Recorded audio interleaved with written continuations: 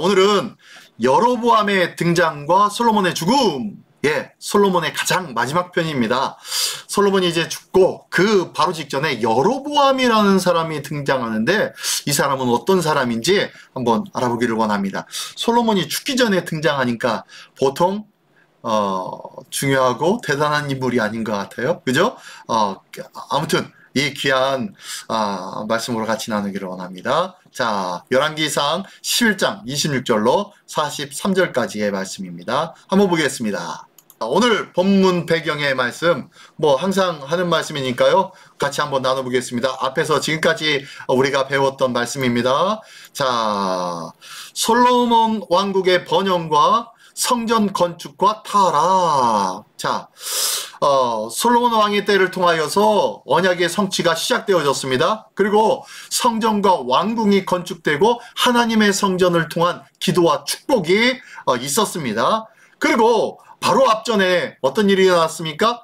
하나님의 약속과 경고하심에 반하는 솔로몬의 교만, 탐욕, 부귀, 타락의 시작이 되었고, 그로 인해서 대적들이 갑자기 두 부류의 대적이 발생했던 내용이 바로 앞에 등장하는데요. 자, 오늘은 제목처럼요. 오늘 제목 누가요? 여로보암이라는 자가 등장하게 되어지고, 그리고 솔로몬이 죽게 되어지는데요.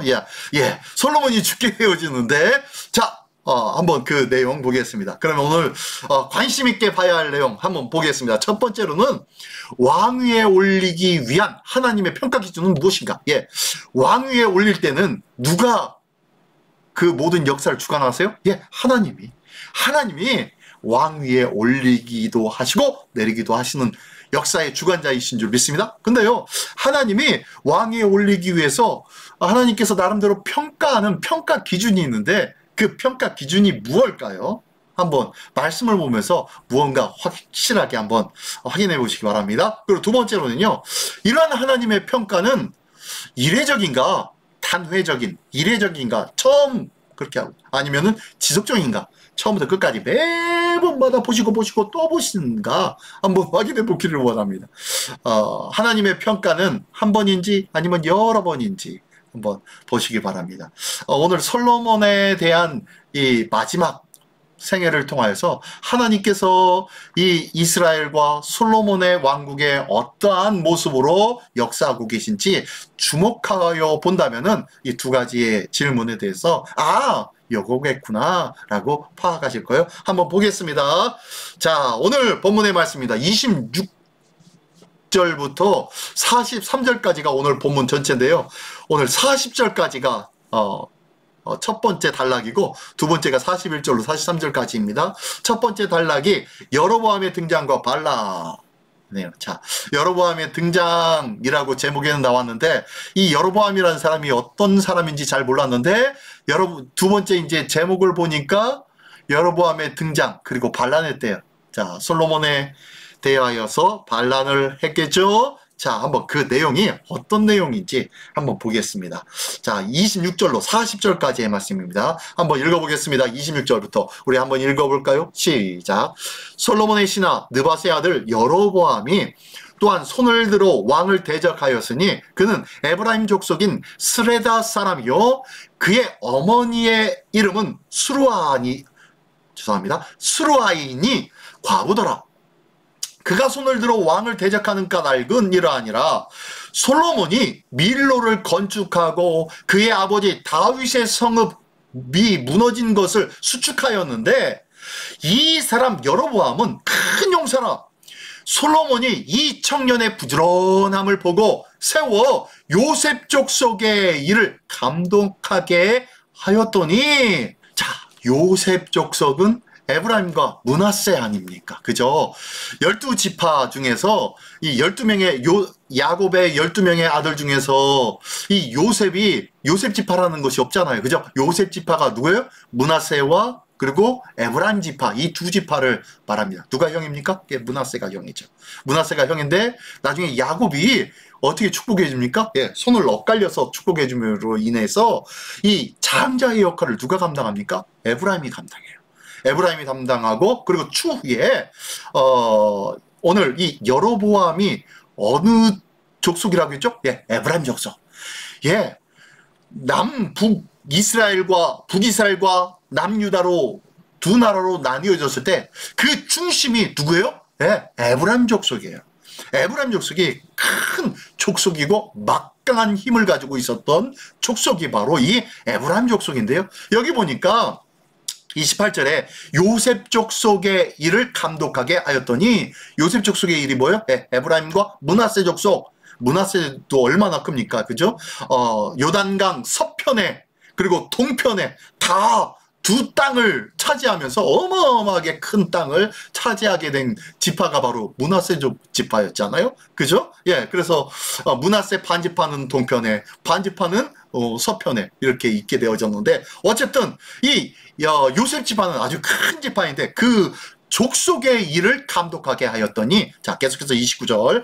그쯤에 여로보암이 예루살렘에서 나갈 때에 실로 사람 선지자 아히야가 길에서 그를 만나, 아히야가 새 의복을 입었고 그 두 사람만 들에 있었더라.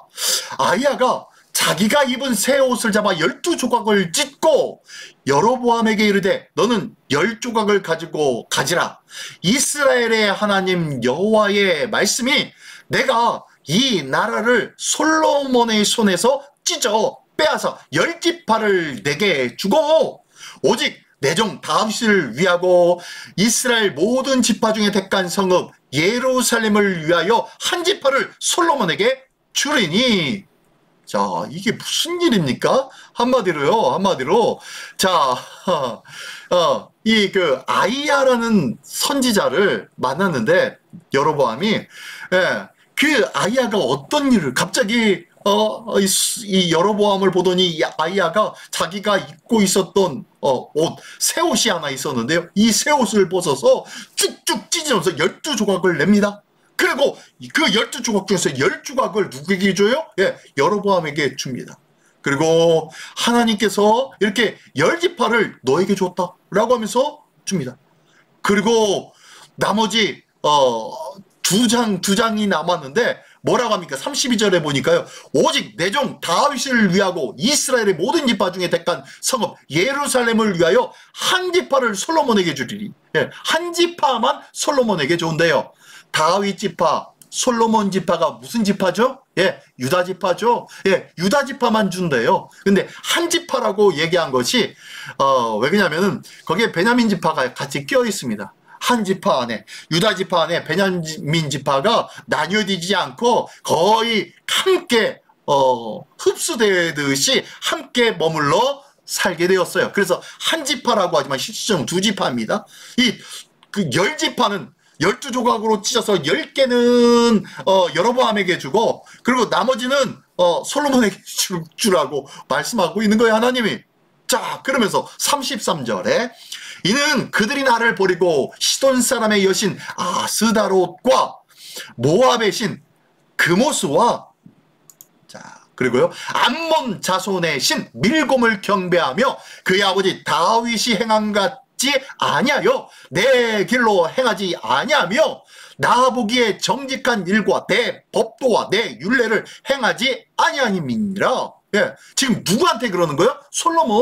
솔로몬이 그렇게 했다는 거예요. 지금 이 아히야가 여로보암에게 이야기해 주는 거예요. 너 10조각 다 갖고 이 10지파를 네가 담당할 거야. 그리고 나머지 2개 중에서 그 솔로몬은 한 지파만 가져갈 거야 라고 하지만, 실질적으로 한 지파 안에 또 다른 작은 지파 베냐민 지파가 있었기 때문에 한 지파를 두 장의 옷을 주면서 거기에다가 줄 거야. 왜? 이유는 뭐예요? 그가 다윗에게 얘기한 것, 그가 같이 행하지 아니하였다.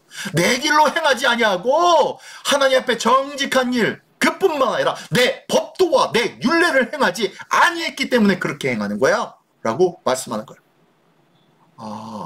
하나님께서 다윗과 언약을 하시면서 네 자손을 통하여서 이 나라가 영원하리라 라고 약속하셨어요. 근데 거기에 단서를 뒀죠. 뭐예요? 네, 이 율법의 말씀을 너희가 지켜 행하면, 이 법도 법도와 율례를 네가 떠나지 아니하고 늘 묵상하며 그 가운데 기록한 대로 네가 행하면은 이 귀한 그 왕이 네 이 가문에서 떠나지 않게 되리라 라고 하나님께서 약속하셨는데 어떻게 해요? 하나님의 명령과 법도 율례를 어떻게 해요? 지키지 아니했기 때문에, 행하지 아니했기 때문에 내가 그렇게 됐어 라고 말씀하고 있는 거예요. 자, 그 얘기 다시 한번 34절에 이렇게 얘기합니다. 자, 그러면서 이제 이 문제가 뭐였다고 했죠? 네, 하나님의 말씀, 율법, 율례와 율법을 법도를 행하지 아니한 것, 이 문제인데요. 이 문제를 여로보암에게 정확하게 다시 한번 설명해 줍니다. 34절. 그러나 내가 택한 내 종 다윗이 내 명령과 내 법도를 지켰으므로 내가 그를 위하여 솔로몬의 생전에는 온 나라를 그의 손에서 빼앗지 아니하고 주관하게 하려니와. 자, 다윗은 하나님의 말씀과 명령 법도를 다 지켜 행했대요. 그래서 이 지금 그 다윗이 물려준 이 솔로몬의 때에는 그 나라를 빼앗지는 않을 거야. 그런데 35절 내가 그의 아들 손에서 나라를 빼앗아 그 열지파를 너에게 줄게. 네게 줄 것이요. 여로보암에게 하는 말입니다. 자, 그러면서 36절 그의 아들에게는 내가 한 지파를 주어서, 누구의 아들? 예, 솔로몬의 아들. 솔로몬의 아들에게는 내가 한 지파를 주어서 내가 거기에 내 이름을 두고자 하여 택한 성읍 예루살렘에서 내 종 다윗이 항상 내 앞에 등불을 가지고 있게 하리라. 뭐요? 일단은 다윗과 내가 언약을 한 거니까 그것을 어길 수는 없어. 그것의 전제 조건은 나의 이 율법과 법도를 잘 지켜 행하는 것. 그럴 때 내가 이 약속을 끝까지 영원히 지키기로 했는데 지키지 않네? 그러면 네가 이것을 파기했으므로 나도 이것을 파기할 수밖에 없어. 하지만 내 다윗을 생각해서, 내가 다윗을 생각해서 이 왕으로서의 그 등불은 내가 꺼뜨리지는 않을게. 자, 한 지파만 받아. 그래서 유다지파만 다윗의 가문이었던 솔로몬의 후손의 가문에다가 넘겨주고 유지시켜주고 나머지 10지파를 이 여로보암에게 다 넘겨줄게, 맡겨줄게 라고 말씀하고 있는 거예요. 자, 그러면서 37절 내가 너를 취하리니 너는 네 마음에 원하는 대로 다스려 이스라엘 위에 왕이 되되. 자, 네가 원하는 대로 다스려봐. 내가 너 똑똑하다는 거 내가 알고 있어. 그러니까 내가 한번 너한테 맡겨볼 테니까 한번 다스려봐. 자, 38절 그런데 38절 네가 만일 내가 명령한 모든 일을 순종하고 내 길로 행하며 내 눈에 합당한 일을 하며 내 종 다윗이 행함과 같이 내 율례와 명령을 지키면 내가 너와 함께 있어 내가 다윗을 위하여 세운 것 같이 너를 위하여 견고한 집을 세우고 이스라엘을 내게 주리라. 할렐루야. 다시 한번요. 다시 한번 볼게요. 38절 보니까요. 자, 네가 마음껏 다스리되 네가 그 다스림 중에 만일 내가 너희들에게 명령한 이 말들을 다 지켜 행하고 순종하여서 내 눈에 합당한 일을 하고 그리고 다윗에게 약조한 이 율례의 말씀, 이 모든 하나님의 말씀을 너희가 다 지켜 행하면은 다윗과 함께 약속한 것처럼 너에게도 똑같이 내가 너와 함께 있을게. 다윗을 위하여 세웠던 그 약속처럼 내가 너를 위해서 너의 집을 견고하게 세워줄게 말씀하고 있는 거야. 다윗의 언약을 너에게도 똑같이 지속적으로 해줄게 라고 말씀하고 있는 거야. 그러면서 이스라엘을 너에게 주겠다 라고 말씀하네요. 하나님은 이런 하나님이세요. 하나님은 처음에 내가 마음에 들어하는 이 친구만 좋아가지고 끝까지 이 친구의 목매이시는 그런 분이 아니세요. 하나님은요, 이 하나님께서 기뻐함으로 그리고 하나님께서 사랑함으로 맺은 이 언약을 다른 사람도 똑같이 행하며 그것을 보여주고 있을 때에 하나님은요, 그들에게도 이 사람과 똑같은 은혜를 주신다, 안 주신다? 주신다라는 거예요. 하나님께서 약속하신 것을 다른 사람이 듣고 깨닫고 하나님 저도요, 저에게도 주세요 하면서 그것을 끌어서 자기 삶에 마저 드리면은 하나님은 공평하신 하나님이에요. 하나님은 편애하시는 하나님이 아니세요.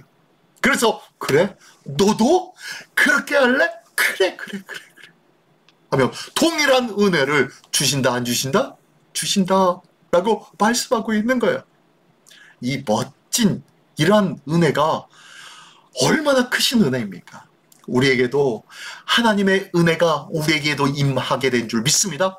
예수 그리스도를 통한 그 구원의 은혜, 하나님의 말씀에 순종하며 그 말씀으로 지켜 행하는 자들에게 하나님 당신의 백성으로 하나님이 보호하시고 지키시고 안전하게 하여 주시겠다고 약속한 이 이스라엘 백성처럼 하나님 우리도 예수 그리스도를 믿고 예수 그리스도를 따르며 예수 그리스도의 말씀을 지켜 당신의 거룩한 백성 되기를 원하나이다 라고 주님을 찾는 자, 주님을 부르짖는 자, 그 자에게도 하나님께서는 동일하게 똑같은 은혜를 베풀어 주신다는 거예요. 이 얼마나 기가 막힌 은혜입니까? 그죠? 우리 모두 다 이 기가 막힌 은혜의 주인공 되시기를 예수님의 이름으로 축원합니다. 먼저 우리가 예수 믿어 구원받은 것, 그것도요 이런 하나님의 은혜예요. 어떻게 이스라엘과 천리 말리 떨어진 우리에게 복음이 전해지자 이 복음을 들었던 우리가 네 알겠습니다, 우리도 주님을 믿겠습니다 라고 순복하며 따라가 회개하며 주 예수 그리스도를 영접한 자마다 동일한 하나님의 자녀 되는 권세를 주셨잖아요. 이게 어마어마한 하나님의 은혜 아닙니까? 이 은혜를 동일하게 이 장자되었던 이스라엘 백성과 동일하게 주신다고 말씀하고 있어요. 근데 이 이스라엘은 예수 그리스도를 영접했어요, 안 했어요? 안 했어요. 그러니까 안타깝지만 하나님이 약속하셨던 백성이었지만 끝까지 기다리고는 있지만 예수 그리스도를 영접하지 아니하는 그들에게 하나님은 더 이상 구원을 어떻게 해요? 약속할 수는 없는 거예요. 하나님은 지금까지도 이 이스라엘 백성을 향하여 간절히 안타까워하는 마음으로 기다리고 계시다는 것을 믿으시기 바랍니다. 오늘도 우리도 똑같아요. 우리에게 주신 그 은혜가 바로 이스라엘에게 주신 그 은혜가 바로 우리가 받은 은혜인 줄 믿습니다. 그렇게 우리는 감사하는 거예요.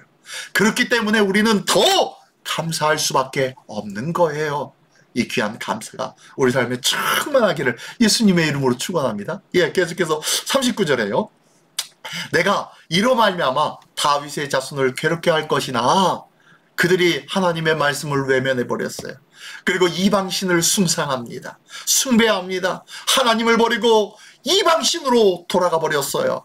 그래서 어떻게 합니까? 하나님께서 다윗의 자손을 어떻게 한다고요? 괴롭게 한대요. 왜 괴롭게 합니까? 돌아오라고. 다시 돌아오라고 괴롭게 한대요. 한마디로 뭐 하는 거예요? 매를 치는 거예요. 회초리를 치는 거예요. 이 회초리를 통하여서 하나님 마음은 가슴이 아프지만 돌아오기만 한다면 이란 마음으로 회초리를 때리고 있는 거예요.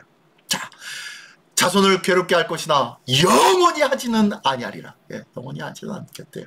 그러면서 한지라 40절 이러므로 솔로몬이 여로보암을 죽이려 하매, 자, 이 말을 솔로몬도 들었어요. 이 말을 솔로몬을 듣고서 어떻게 합니까? 여로보암 차기 대권이, 그러니까 왕권이 저 여로보암에게 넘어가? 우리는 유다 족속 한 족속만 붙잡고 나머지 10족속이 저 여로보암으로 넘어가? 안 되겠네. 저 여로보암을 죽여야지 라는 마음이 생겼을 거예요. 그리고 죽이려고 합니다. 그랬더니 이 여로보암이 어떻게 합니까? 일어나 애굽으로 도망하여 애굽 왕 시삭에게 이르러 솔로몬이 죽기까지 애굽에 있으니라. 자, 솔로몬을 피해서 애굽의 시삭 왕 밑에 숨어버리죠. 이렇게 하고 나중에 죽기까지 있고 죽은 후에 다시 돌아옵니다. 그리고 나머지 하나님께서 약속하신 대로 나머지 이 10지파를 끄집고 어디로 갑니까? 북쪽으로 가서 북이스라엘을 창건하죠. 자, 네모 박스에 있는 거 한번 읽어볼까요? 38절의 말씀을 간추린 내용인데요. 자, 중요한 부분입니다. 같이 한번 읽어보겠습니다. 시작. 내 율례와 명령을 지키면 다윗을 위하여 세운 언약과 같이 너의 집을 견고하게 세우고 이스라엘을 주리라. 자, 요 내용이 38절의 내용이었습니다. 아주 핵심이 되는 거죠. 뭘 하면은 다윗과 동일한 약속, 언약을 너에게도 이루어준다고 말씀합니까? 내 율례와 명령을 지키면. 내가 너에게 명령한 이 말씀을 너희가 기억하고 읽고 묵상하며 지켜 행하면은 내가 다윗에게 약속한 그대로 동일하게 너에게 줄게. 너와 함께 할게. 라고 말씀합니다. 하나님은요, 다윗의 정통의 것들에 휩쓸리시는 분이 아니에요. 혈통으로나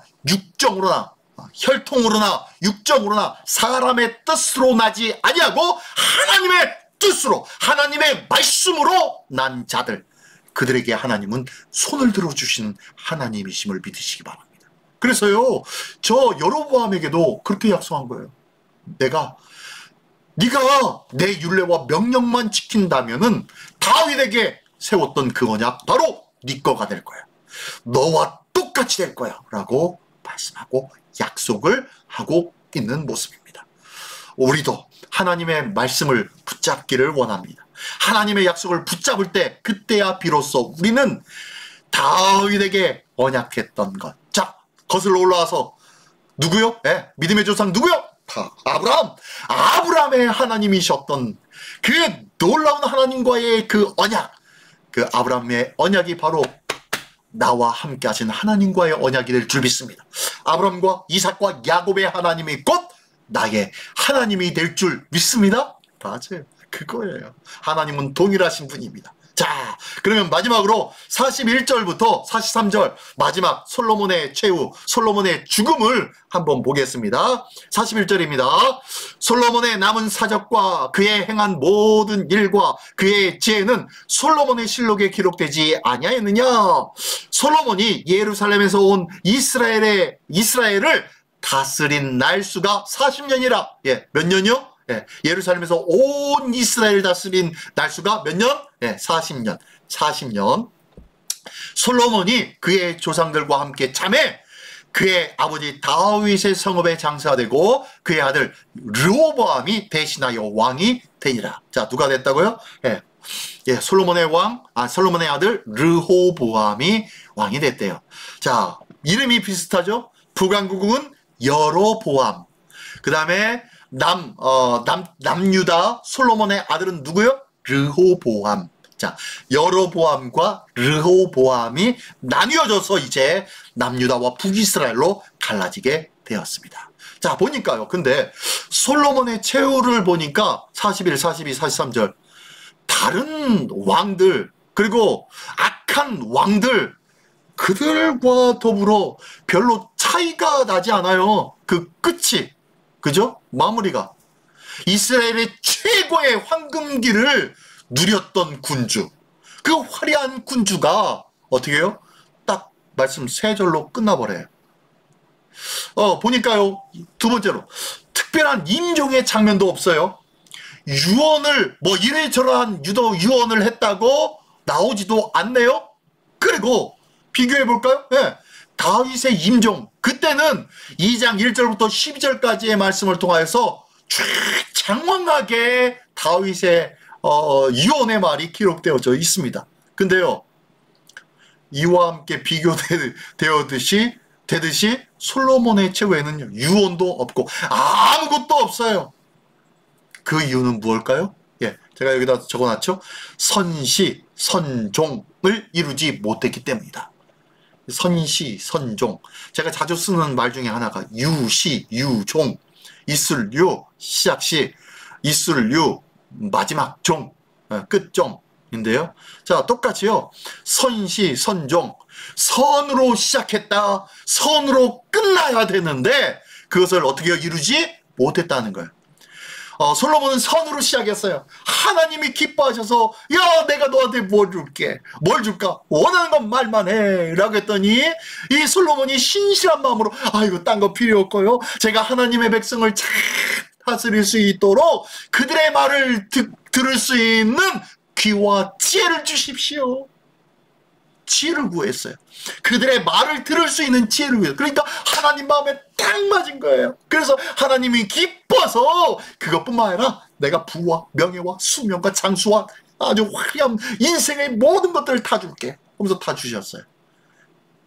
그러면서 멋지게 시작했던 자가 바로 솔로몬입니다. 근데 끝은 얼마나 초라하게 끝납니까? 그것은 뭐가 없어서요? 네. 유시, 유종, 선시, 선종, 선한 끝 마무리가 없었어요. 하나님 편에 서 있는 그의 끝이 되지 못했다는 거예요.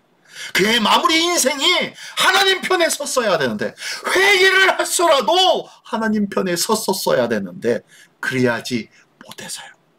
너무너무 안타깝죠. 자, 유시, 유종할 수 있는 우리 모두가 되기를 원합니다. 변하지 않는 믿음, 오늘의 신앙이 끝까지 우리 주님 앞에 서는 그날까지 지속되기를 예수님의 이름으로 축원합니다. 자, 함께 품어보는 주님의 마음 한번 보겠습니다. 자, 첫 번째, 현재의 상황과 위치로, 내가 지금 처해 있는 상황과 처해 있는 위치로 하나님의 은혜를 평가하고 있습니까? 라고 하는 거예요. 내가 잘 되면은 하나님께 복 받은 거고, 내가 지금 상황이 어렵고 힘들면 하나님 앞에 징계를 받은 거냐? 라고 평가하고 있냐는 거예요. 그렇다 안 그렇다? 안 그렇다는 거예요. 내 현재와 상황은 이거는 잠시 잠깐이고 하나님께서 끝에 어떻게 이루실지 아무도 몰라요. 그러므로 우리는 끝까지 주님을 붙잡는 그런 삶이 되어야 할 줄 믿습니다. 자, 두 번째로는요, 하나님과의 관계 회복을 위한 첫 번째는 무엇인가? 예, 하나님과 관계 회복을 위해서 해야 할 것이 무엇일까요? 여로보암이 등장했어요. 그리고 여로보암이 하나님께서 여로보암 선지자를 통하여서 이 여로보암에게 말씀해 주셨어요. 근데 그 말씀에 다윗과 같은 언약을 너와 똑같이 해주겠다라고 약속도 해주셨는데 전제 조건이 뭐였죠? 네, 하나님의 말씀을, 율법의 말씀을, 그 율례를, 그 법도를 지켜 행할 때, 하나님의 말씀을 지켜 행하면은 내가 해줄게 라는 거였어요. 자, 관계 회복도 똑같은 거예요. 관계 회복, 하나님과의 관계 회복도 동일합니다. 이 관계 회복은 언제 가능하냐? 하나님의 말씀 앞에 우리가 온전히 설 때. 그래서요, 끊임없이 우리 말씀 봅시다, 끊임없이 기도합시다 라고 하는 거예요. 하나님과의 관계거든요. 거룩함의 관계거든요. 거룩의 의미가 뭐라고 했죠? 거룩의 의미, 구별하다라는 뜻이 거룩이에요. 거룩. 어떤 것과 구별하는 거요?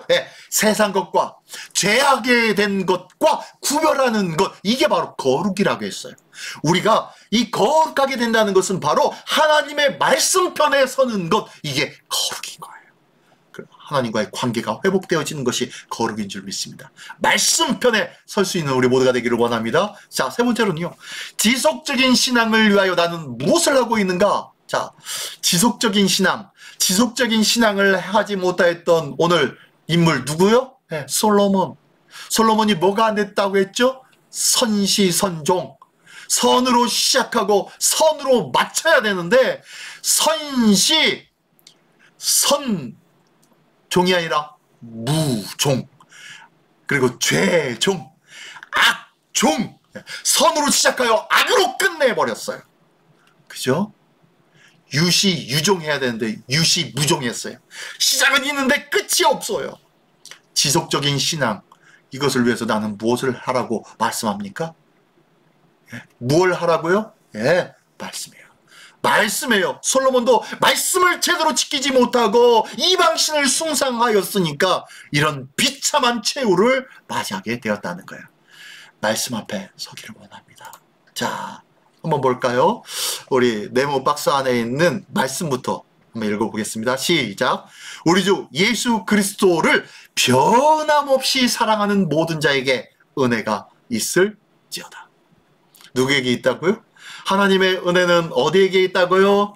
예수 그리스도를 변함없이 사랑하는 자. 변함없이 사랑하는 자. 처음만 반짝, 이때만 반짝이 아니라요, 지속적으로 끝까지 살아가는 자에게 뭐가 있다고요? 은혜. 은혜 충만한 우리의 삶이, 우리의 가정이, 우리 교회가, 우리 모두가 되시기를 예수님의 이름으로 축원합니다. 마지막 기도의 말씀 시작. 기도와 말씀 생활에 변함없다면 복된 삶입니다. 예, 할렐루야. 예, 우리가 기도와 말씀의 생활에서 흔들리지 아니한다면요, 그 사람은 복된 사람이라는 거예요. 기도와 말씀으로 말미암아 거룩할지니라 라고 말씀하고 있잖아요. 기도와 말씀을 붙잡는 자가 하나님 앞에 서는 자예요. 기도와 말씀을 붙잡는 자가요, 변함없는 믿음으로 하나님의 은혜와 복을 누리는 자인 줄 믿습니다. 이 귀한 은혜와 복을 누리는 하나님의 축복의 주인공이 되시기를 예수님의 이름으로 축원합니다. 기도하겠습니다. 전능하신 주님, 감사를 드립니다. 오늘 여로보암의 등장을 보았고 솔로몬의 마지막의 모습을 보았습니다. 여로보암은 제대로 하나님 앞에 선택받았던 자가 아니었음에도 불구하고 네가 하나님의 말씀에 붙잡혀 살아간다면 다윗과 함께하였던 그 언약을 너에게도 동일하게 약속할게 라고 말씀하신 이 말씀처럼 우리가 늘 하나님의 말씀을 붙잡음으로 말미암아 이 말씀 속에서 하나님의 영원하신 은혜와 축복의 주인공의 삶을 살게 하여 주시옵소서. 솔로몬과 같이 시작은 화려하였지만, 시작은 그럴듯했지만 마지막은 하나님을 외면하고 하나님을 잃어버렸던 자가 아니 될 수 있도록 주님, 우리 마음속에 흔들리지 않는 믿음, 변하지 않는 믿음으로 채워 주시옵소서. 오늘도 변함없는 그리스도를 향한 사랑으로 말미암아 은혜가 충만한 우리 모두의 삶이 될 수 있도록 인도하여 주시옵소서. 모든 것 주님께 의탁드리오며 사랑하신 예수 그리스도의 이름으로 기도드리옵나이다. 아멘.